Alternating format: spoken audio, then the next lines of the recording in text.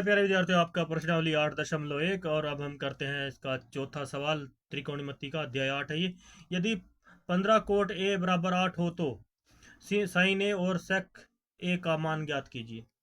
तो प्यारे विद्यार्थियों, इसने क्या दे रखा है, यहाँ पे गुणा में करके दे रखा, थोड़ा आपको परेशान करने के लिए थोड़ा अटपटा कर दिया इसने। 15 कोट ए कर दिया यहाँ पे, तो 15 कोट जो है इसके साथ गुणा में है, ए बराबर 8 दे रखा है। तो इसको सोल्व कर लेते हैं पहले। तो लिखते हैं सबसे पहले हल, और एक लाइन यहाँ बीच से में लगा लेते हैं ताकि हमारा पेज ख़राब ना हो। एक इधर कुछ सोल्व कर लेते हैं, कुछ बाकी जो बचेगा इधर सोल्व कर देते हैं। लिख लेते हैं हल। आपको आवश्यकता नहीं है प्यारे विद्यार्थी, आप अपने पेपर में पूरे पे लिख सकते हैं। यहाँ पे थोड़ा शॉर्टेज है हमारे पेजेस की, हम उसके हिसाब से आपको मैनेज कर रहे हैं तो कि आपको समझ में भी क्लियर आए। तो 15 दिया है, जो हल में लिखेंगे दिया है हमारे पास, क्या दिया हुआ है, दिया है। और जो हमें निकालना है साइन ए और सेक ए का मान हमें निकालना है। तो दिया है क्या हमारे पास दिया है 15 कोट ए बराबर 8 दे रखा है। तो कोट ए को हम सोल्व करेंगे, आगे बढ़ेंगे। तो कोट ए बराबर क्या हो जाएगा, 8/15।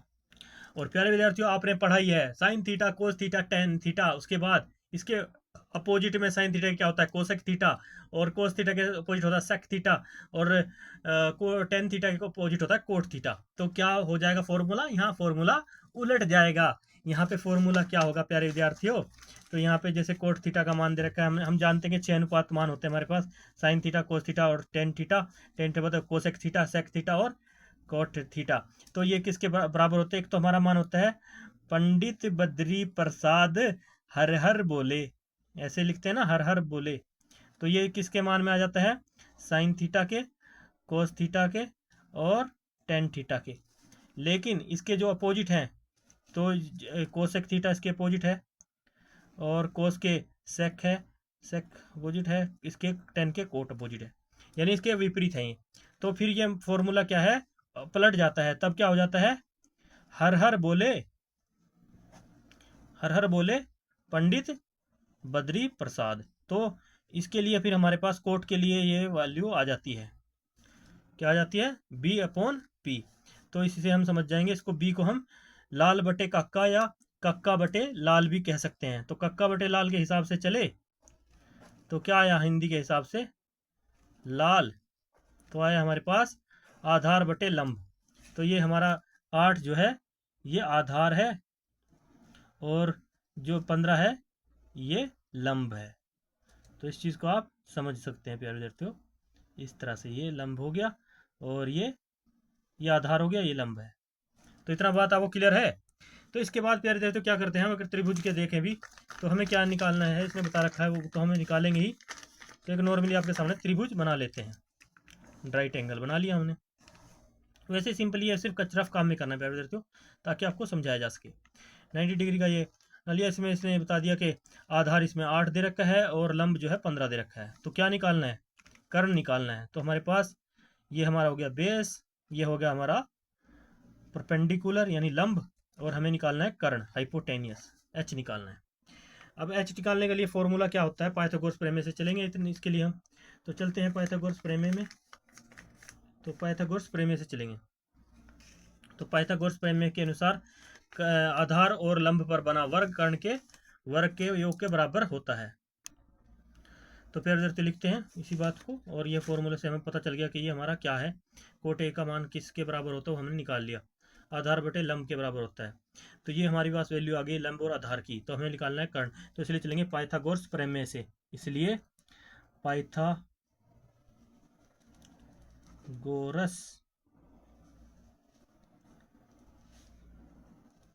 प्रमेय से क्या निकालेंगे हम, कर्ण की वैल्यू। तो कर्ण की वैल्यू क्या होती है, कर्ण बराबर होता है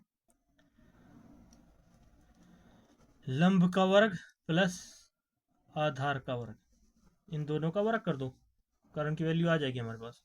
तो लंब हमारे पास 8 दे रखा है, 8 का वर्ग कर दिया, प्लस आधार का वर्ग 15 है। सॉरी, लंब प्लस आधार ऐसे ही उल्टा सीधा लिख दिया हमने, लेकिन आपकी चॉइस है, इसको आधार कर लो चाहे लंब कर लो पहले। हाँ, तो इसमें हम लिख लेते हैं, यहाँ पे 15 कर दें शुरू में, और यहाँ पे 8 कर देते हैं, और इसका भी वर्ग 15 का भी वर्ग हो गया और 8 का भी वर्ग हो गया। तो 15 15 हम कितने होते हैं, 225 हो गए यहाँ पे, प्लस इसका वर्गमूल और पूरे का वर्ग ऐसे आएगा।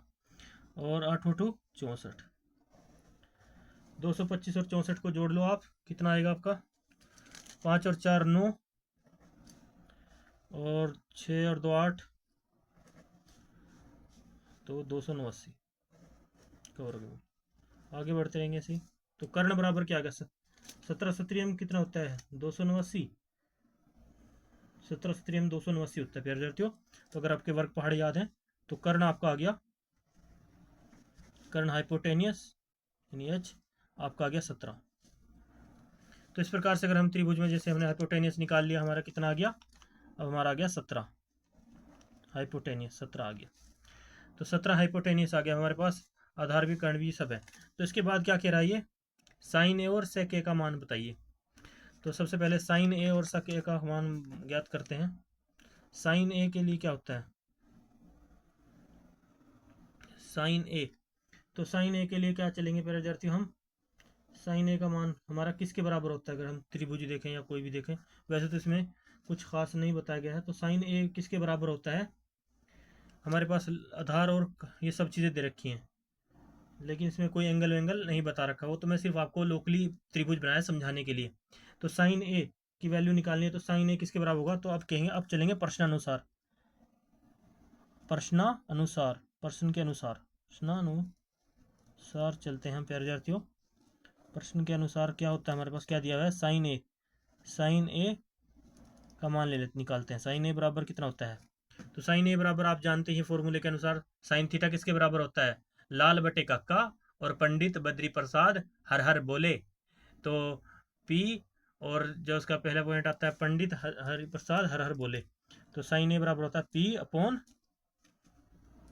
यानी परपेंडिकुलर, पी यानी लंब बटे हर हर बोले कर्ण, यानी हाइपोटेनियस, यानी लंब बटे कर्ण के बराबर होता है ये। तो हमारे पास क्या है वैल्यू, हमारे पास त्रिभुज आया, कर्ण की वैल्यू कितनी आ रही है हमारे पास 17, तो लिख सकते हैं वैल्यू, डायरेक्टली लिख सकते हैं। और आधार की वैल्यू कितनी है, आधार की वैल्यू हमारे पास, आधार लंब की वैल्यू हमारे पास 15 दे रखी है ऑलरेडी, और हाइपोटेनियस की वैल्यू हमारे पास 17 है। तो ये साइन ए का मान आ गया इस तरह से, साइन ए की वैल्यू आ गई। उसके बाद एक आंसर ये हमारा आ गया, तो इसको चाहे हम बाद में लिख देंगे, ये हमारे पास एक वैल्यू ये आ रही है। उसके बाद सेक ए, सेक ए को कैसे ज्ञात करेंगे, सेक ए के लिए क्या होता है, ये जो है किसका विपरीत रूप होता है, कोसेक का, कोस थीटा का। तो मैंने आपको पहले फॉर्मूले करा रखे हैं प्यारे विद्यार्थियों, ये एक दूसरे के अपोजिट होते हैं। जैसे अब यहाँ पे सेक ए है, तो ये होता है हाइपोटेनस बटे आधार, कर्ण बटे आधार के बराबर होता है। सेक ए किसके बराबर होता है, हाइपोटेनियस बटे बी। और मैं इसको आपको सूत्र के अनुसार भी समझा सकता हूँ, जैसे हम पंडित बद्री प्रसाद हर हर बोले, ये इसके अपोजिट हो जाता है। इसमें जब जब ये सेक में चले जाएगा, कोसेक के विपरीत हो जाएगा, तब इसमें हो जाएगा हर हर बोले पंडित बद्री प्रसाद। तो ये कौन से नंबर पर है, सेक दूसरे नंबर पर है, तो इसलिए इसके लिए हाइपोटेनियस और बेस वाला फॉर्मूला आएगा। बस ये याद रखना है प्यारे, तो इससे आपको कंपेयर करते जाना है और सवालों के आंसर देते जाना है। तो एच बराबर हाइपोटेनियस यानी हमारा हो गया ये कर्ण, कर्ण बटे आधार।